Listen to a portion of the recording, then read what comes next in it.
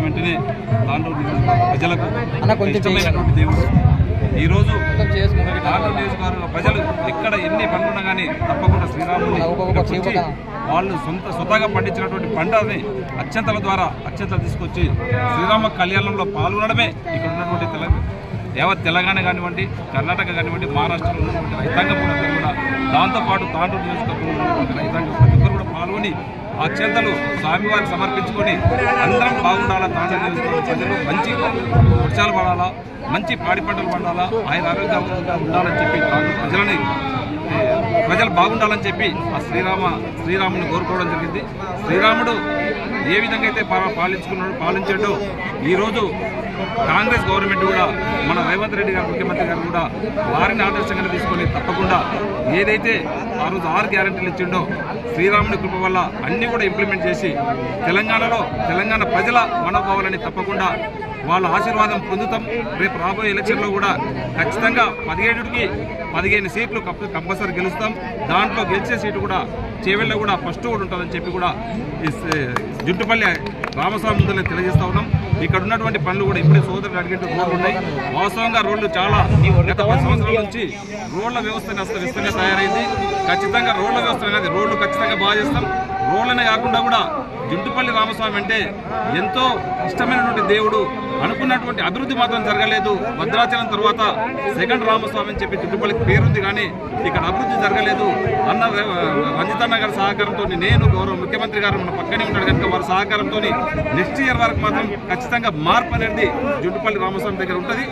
మేమిద్దరం కలిసి గౌరవ ముఖ్యమంత్రి గారి సహకారంతో జుట్టుపల్లి రామస్వామిని ఇక్కడ ఈ టెంపుల్లో ఇక్కడ ఉన్నటువంటి పరిసర ప్రాంతం కూడా మార్పు తీసుకొస్తామని చెప్పి కూడా థ్యాంక్ యూ.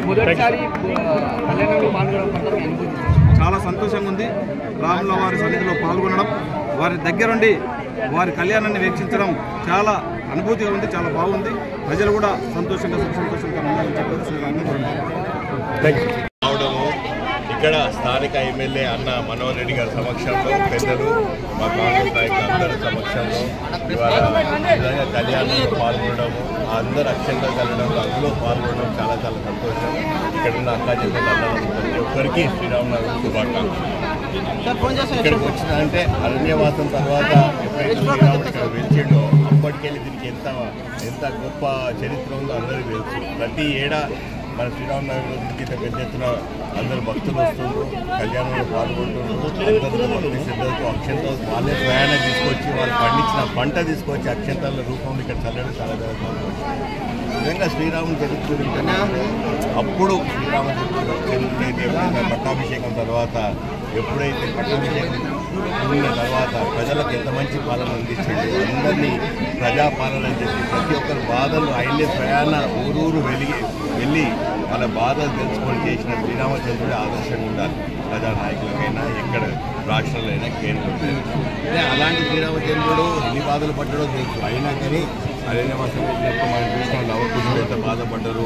వాళ్ళ శ్రీరాముని చరిత్రను తెలిపేదమ్మా తల్లి శ్రీరామతి సీతకథ విడిపోయమ్మ అని చిన్నప్పుడు సినిమాలు చూస్తూ శ్రీరాముని టీవీ చూస్తుంటే ఎవరైనా ముగ్గులైతారని చెప్పి చెప్తూ అందరూ శ్రీరాముని దేవుళ్ళ పిలవాలని చెప్పి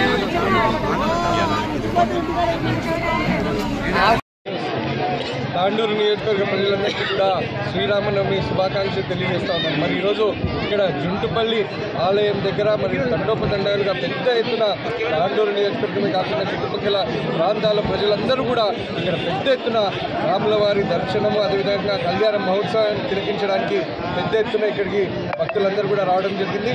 మరి ముఖ్యంగా ఆలయ కమిటీ చైర్మన్ గారికి వాళ్ళ కమిటీ సభ్యులందరికీ నేను ప్రత్యేకంగా ధన్యవాదాలు తెలియజేస్తా ఉన్నాను.